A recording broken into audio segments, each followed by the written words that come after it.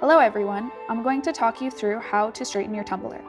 This tutorial is useful if you hear a high-speed ticking sound coming from your trimmer. This could be because of a fin on the tumbler protruding, therefore causing a slight contact with the bed bar blade.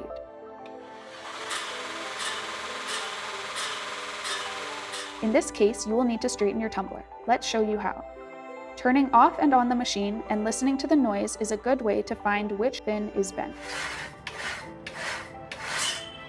Once the general area is identified, turn off the machine and turn the tumbler by hand. Grab a rubber mallet and gently tap on the fin to straighten it. If you tap too hard, then place the rubber mallet inside of the tumbler to straighten back. Depending how bent the fin is, you may need to repeat that process a few times. Once the adjustment's made, safely turn on the trimmer and listen for the high-speed ticking noise.